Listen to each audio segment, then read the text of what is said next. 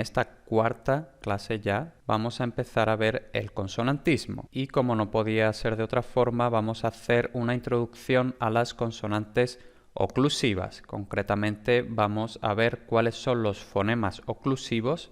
Vamos a ver qué es esto de las lenguas Kentum y Satem, que ya hemos estado mencionando alguna vez. Por fin vamos a ver la ley de Grimm y también la ley de Werner, que es una ley complementaria a la ley de Grimm. Y también vamos a ver una cosa que hay por ahí que no está triunfando mucho, aunque tiene mucho potencial, que es la hipótesis glotálica. Por ir aclarándolo un poquito más, aquí tenemos un esquema, básicamente lo que ya he dicho, una introducción a las oclusivas, las lenguas Kentum y Satem, la ley de Grimm, cuyo nombre completo es primera mutación consonántica del germánico, también Lautverschiebung en alemán, la ley de Werner, que hemos dicho que es complementaria a la ley de Grimm, y la hipótesis glotálica. Así pues, vamos a hacer una introducción a las consonantes oclusivas del indoeuropeo. Aquí tenemos una tabla en la que vemos los 15 fonemas oclusivos que tenía el indoeuropeo.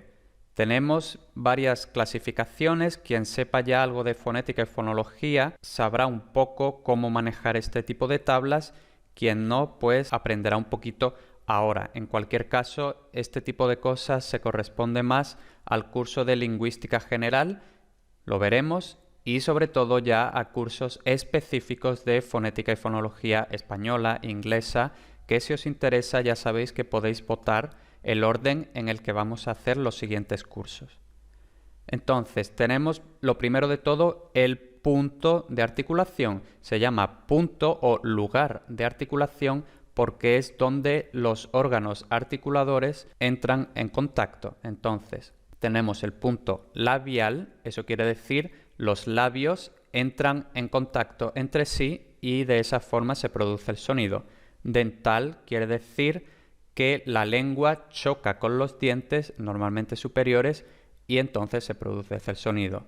Velar, eso quiere decir que el sonido se produce cuando la raíz de la lengua toca el velo, es decir, la parte, básicamente la campanilla. Hay gente que llama a los sonidos velares guturales, pero eso no es del todo exacto porque gutural hace referencia a la garganta en general. Y no, el sonido no se produce en la garganta, sino se produce en el velo. Después tenemos labiovelar, que si nos fijamos es una velar con un apéndice labial, es decir, esta wow que ya hemos estado viendo en las semivocales o semiconsonantes, pero se considera que es un mismo fonema, por eso ponemos la W, la wow, la ponemos voladita para indicar que es un mismo fonema. Y después tenemos la serie palatal, que se produce como las velares, pero un poquito más adelantada hacia los dientes. Si nos fijamos, la serie palatal es básicamente la serie velar, pero con el acentito este arriba, ¿no? Quizá os estéis preguntando por qué la serie palatal tiene esta crucecita. Pues bien, la serie palatal tiene esta crucecita porque las consonantes palatales no han sobrevivido en absolutamente ninguna de las lenguas hijas, aunque se reconstruyen estos fonemas en indoeuropeo. Vamos a ver por qué, si no han sobrevivido en ninguna lengua, por qué alguien decidió que esta serie existe, si no hay pruebas, ¿no? Por así decirlo. De hecho, y lo veremos un poquito más adelante, si os vais a páginas web donde sale la etimología de las palabras desde el indoeuropeo, pues muchas veces no se hace diferencia entre la serie velar y la serie palatal. Solo se hace diferencia entre labial, dental, velar y labiovelar. Se ignora totalmente la serie palatal. De hecho, yo mismo, cuando escribo artículos en delcastellano.com, suelo ignorar la serie palatal simplemente por comodidad tipográfica, ya que este acentito arriba de la K o de la G muchas veces no sale bien, hay errores, salen símbolos raros, entonces es muy frecuente que la serie palatal se ignore por completo. Aún así, esto es un curso de lingüística indoeuropea, por lo que lógicamente vamos a estudiarlo de verdad, como Dios manda. Luego, si nos vamos a la columna de la izquierda vemos que tenemos sorda, sonora y sonora aspirada. Es decir, las consonantes sordas son aquellas consonantes que al pronunciarlas las cuerdas vocales no vibran, mientras que las consonantes sonoras son iguales que las correspondientes sordas, pero las cuerdas vocales vibran. Y luego tenemos una serie más que es la de las sonoras aspiradas, es decir, la misma sonora pero con una aspiración. Esto es un poquillo raro porque lo más normal en las lenguas es que las aspiradas sean sordas, pero en indoeuropeo, quizá por influencia simplemente de la tradición, porque en sánscrito y todas esas cosas no se reconstruyen, sino que están las sonoras aspiradas, mientras que en griego, por ejemplo, tenemos sordas aspiradas, tenemos P, T, K. Y, por ejemplo, en inglés también tenemos P, T, K. Pero para el indoeuropeo reconstruimos B, T, G, que me cuesta mucho trabajo pronunciarlas, pero algo así debía ser, según esta reconstrucción que hacemos. Recordemos siempre que el indoeuropeo es algo totalmente reconstruido, no hay ningún registro y se ha reconstruido a partir de las lenguas de las que disponemos ahora mismo. Así pues, cuando juntamos todas estas columnas y filas, lo que tenemos son la P, la T, la K, la Q y la K.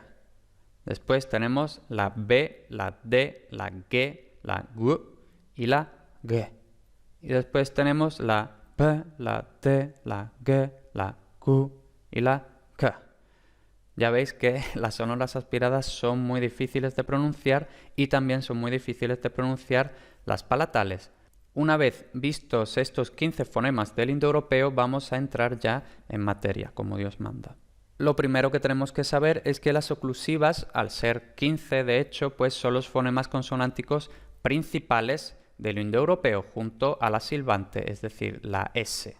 Luego tenemos que ver por qué se llaman oclusivas. Si sois estudiantes de filología inglesa o soléis leer bibliografía en inglés, a las oclusivas no se las llama oclusivas, sino que se las llama plosives, que bueno, es otro nombre que a mí sinceramente no me parece tan adecuado como el de oclusiva, pero en fin, al fin y al cabo es simplemente un nombre. La cuestión, se llaman oclusivas porque al pronunciarse tiene lugar una oclusión, es decir, se cierran completamente los órganos articulatorios. Por ejemplo, para pronunciar una B se cierran los labios completamente y luego al abrirlos sale todo el aire de golpe. O por ejemplo, para pronunciar la T, pues ponemos la punta de la lengua contra los dientes, soplamos y cuando abrimos esa conexión que habíamos hecho, entonces sale el aire y se produce el sonido. Por eso se llaman oclusivas. Las oclusivas tienen la particularidad de que no se pueden mantener en el tiempo. Es decir, tú no puedes decir no puedes decir no puedes decir no. Entonces, al contrario que, por ejemplo, lo habíamos visto, ¿no?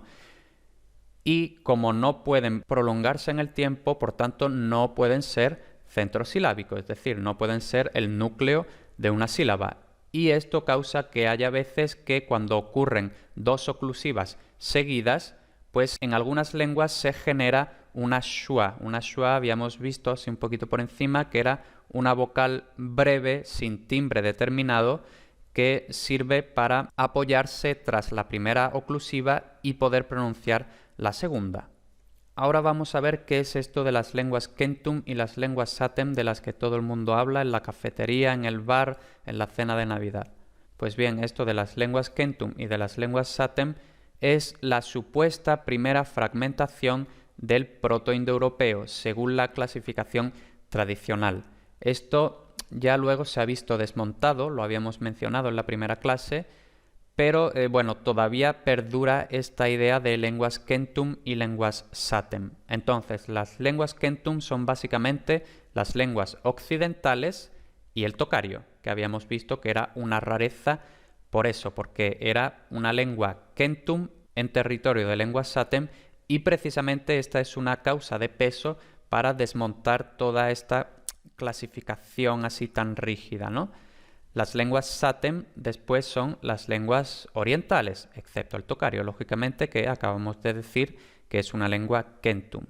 Según la explicación tradicional, veremos en su momento, todavía no, pero veremos en su momento que esto tiene otra explicación y bueno, realmente no se sabe cuál es la correcta, pero en fin, según la explicación tradicional, las lenguas Kentum son las conservadoras, es decir, son las que conservan los fonemas como en el proto-indoeuropeo, mientras que las lenguas SATEM son las innovadoras, es decir, han evolucionado estos fonemas mediante una palatalización que ha tenido lugar en todos los contextos. Esto es importante, lo de todos los contextos, porque después, por ejemplo, en las lenguas Kentum también tienen lugar palatalizaciones, pero contextuales, es decir, solo si ocurre delante de I o delante de E, etc. Pero no, en las lenguas SATEM esta palatalización ha tenido lugar en todos sitios. De hecho, hay quien usa el término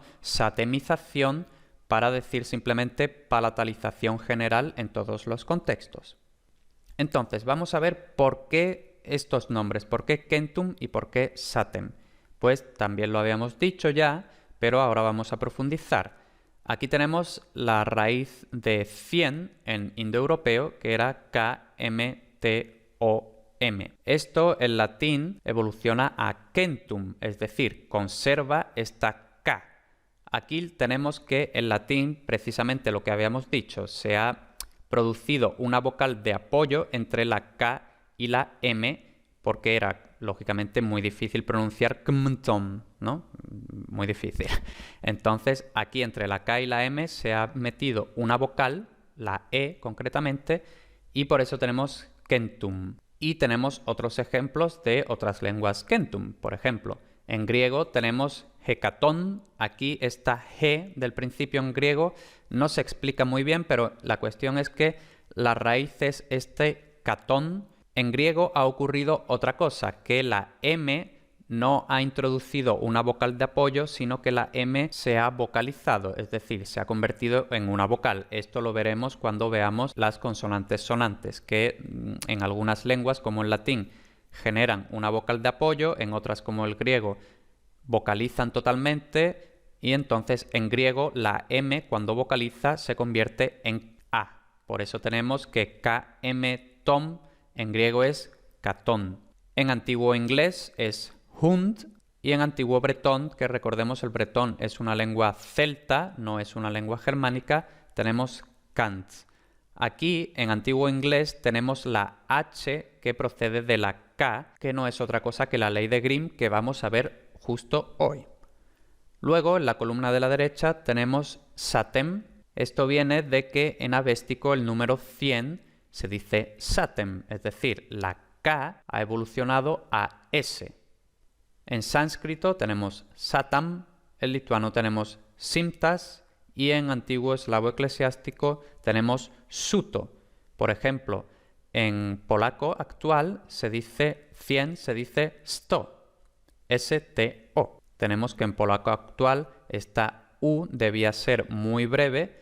Ya lo vimos, las vocales ultra breves del antiguo eslavo, y desapareció y por eso en polaco actual tenemos sto. Entonces, básicamente por esto las lenguas Kentum se llaman Kentum porque han conservado las consonantes palatales, mientras que las lenguas SATEM, las consonantes palatales las han evolucionado a un sonido parecido a S, a sh, a algo así, a y, algo así, ¿no? Es decir, no tienen K, sino que tienen sh o algo así. Recordemos en todo momento, esto es la K palatal, no la K velar.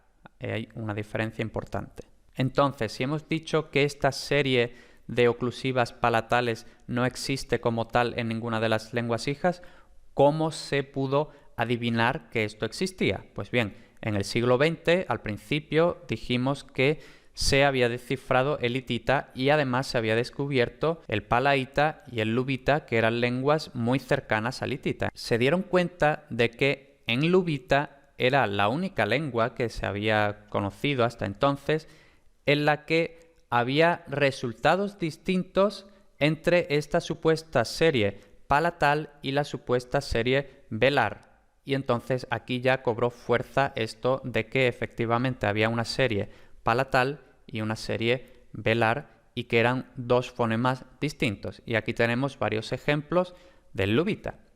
Por ejemplo, tenemos kishammi, que es una forma del verbo peinar porque tiene la raíz kes con una consonante velar, sin el acentito este en la K.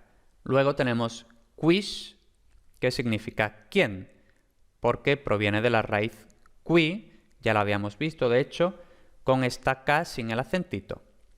Pero luego tenemos que no esta K, cuando tiene el acentito, es decir, es palatal, no es K, sino que es más bien K o algo así, pues entonces evoluciona a un sonido que es algo así como Z.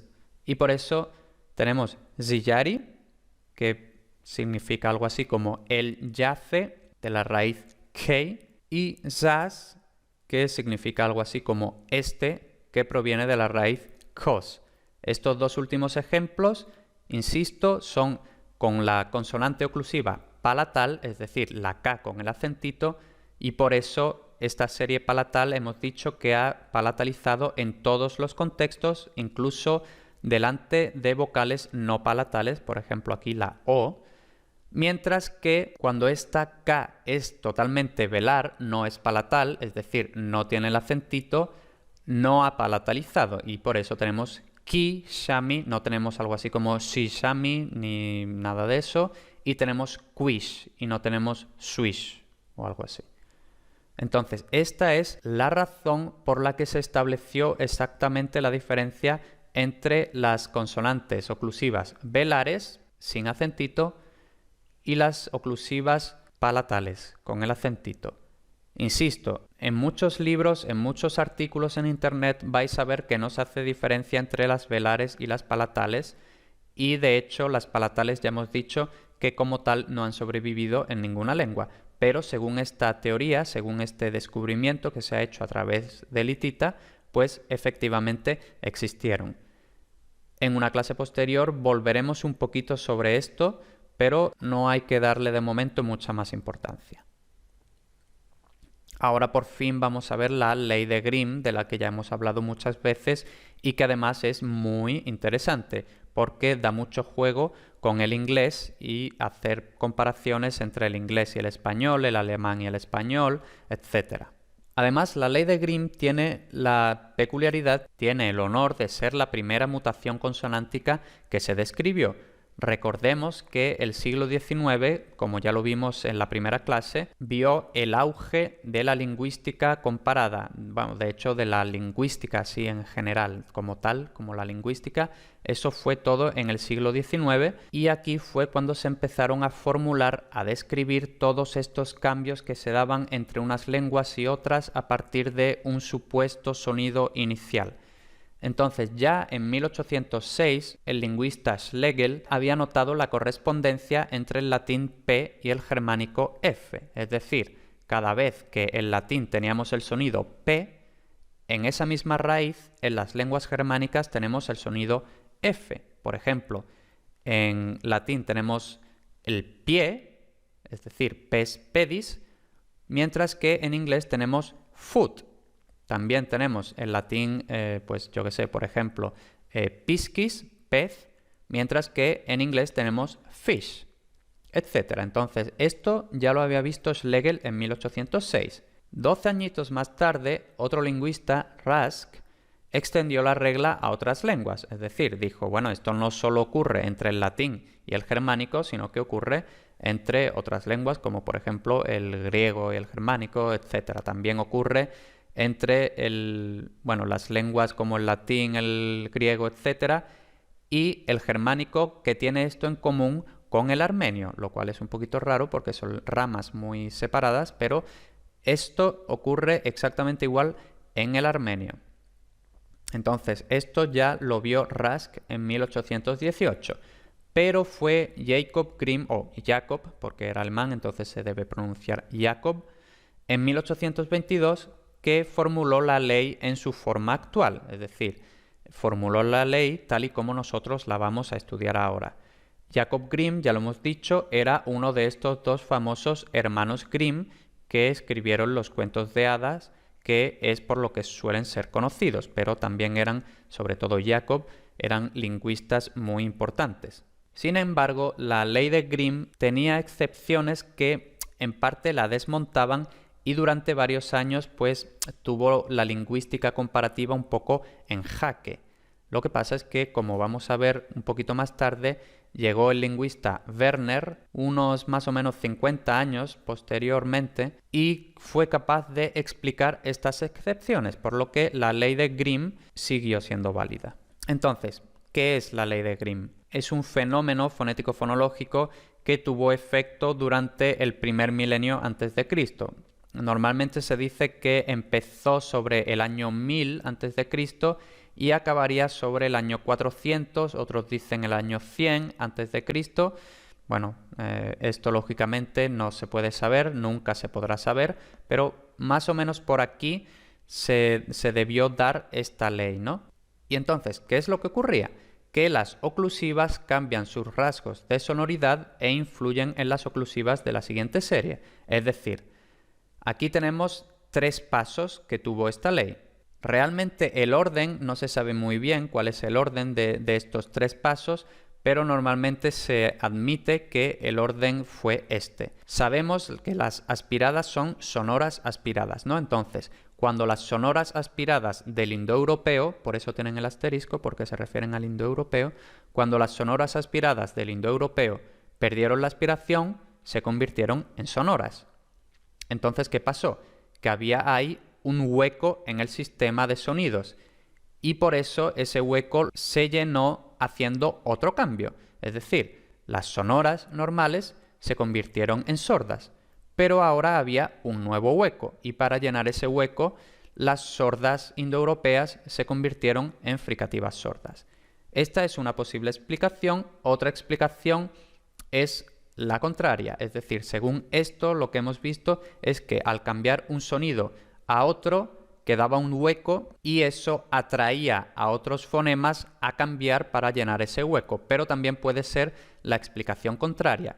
Cambia un sonido a otro sonido, entonces así vemos que las oclusivas indoeuropeas habían empezado a evolucionar a un sonido, después este sonido cuando coincidió con los sonidos que ya habían indoeuropeo, entonces estos tuvieron que evolucionar a otro y cuando estos nuevos coincidieron con otros que eran igual en el indoeuropeo, entonces tuvieron que cambiar a otros. Es decir, por eso tenemos que uno mueve al otro que a su vez mueve al otro y así. Esto quizá estés diciendo, bueno, esto es muy bonito, pero no me he enterado de nada. Espero que sí te hayas enterado, pero aún así vamos a ver ejemplos. Por ejemplo, tenemos en la columna de la izquierda, es decir, tenemos 3 columnas y en cada columna tenemos una parte a la izquierda y otra parte a la derecha. Entonces tenemos, por ejemplo, las aspiradas, que recordemos son sonoras aspiradas en indoeuropeo. En todos los casos, la columna de la izquierda va a estar representada por el equivalente en latín.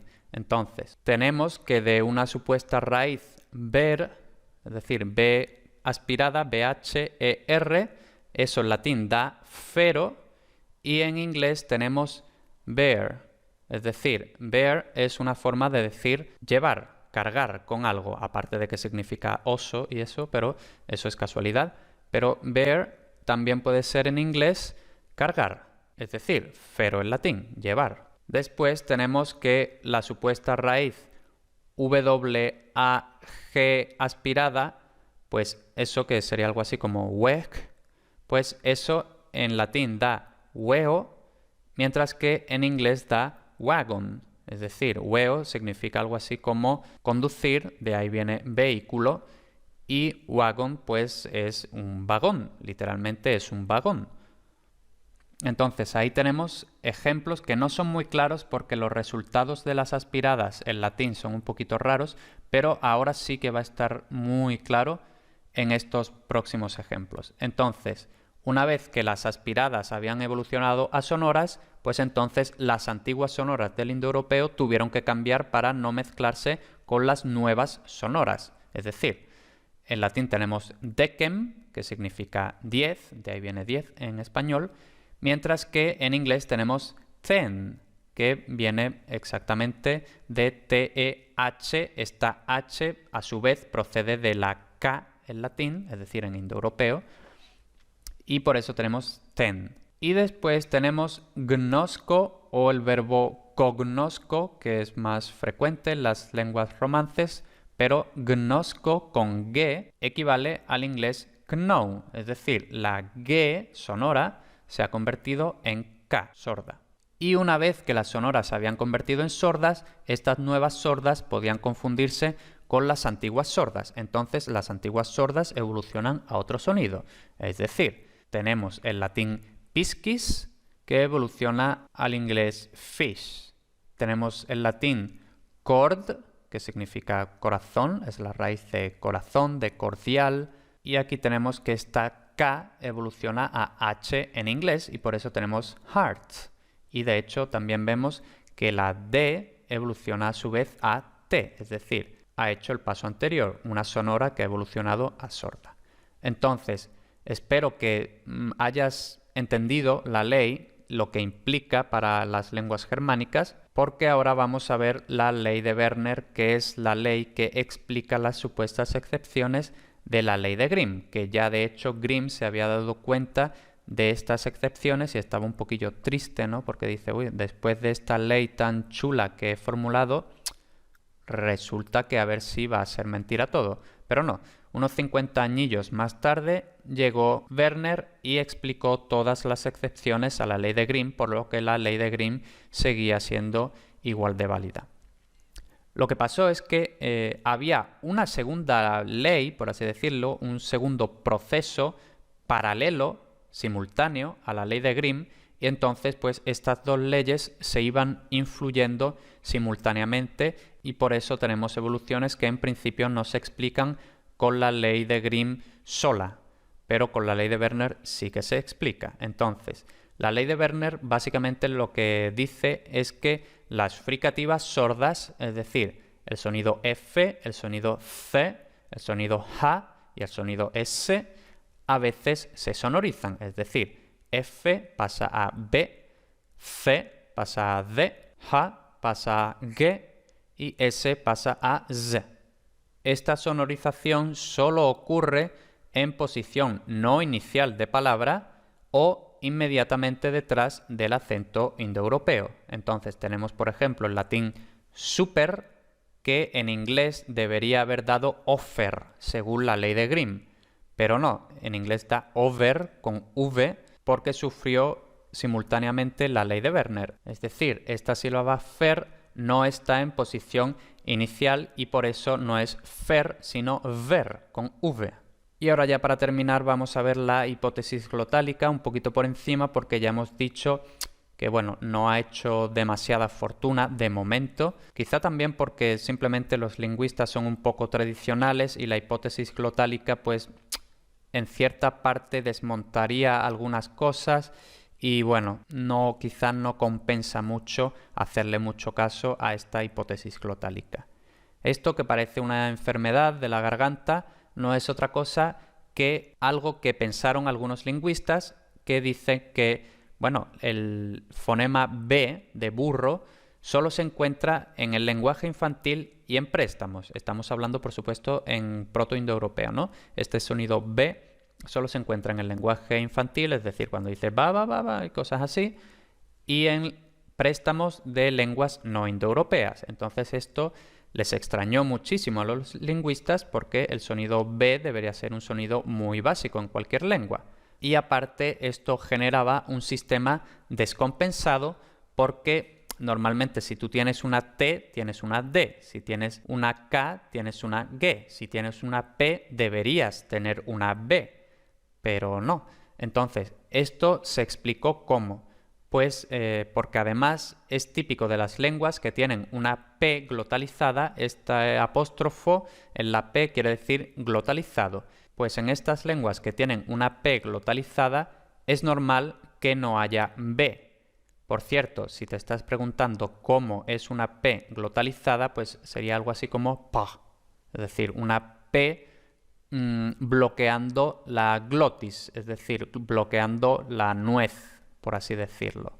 Una cosa muy rara, es muy difícil pronunciarlo porque como el español no tiene ese sonido, pues yo no sé pronunciarlo muy bien, pero algo así sería, ¿no?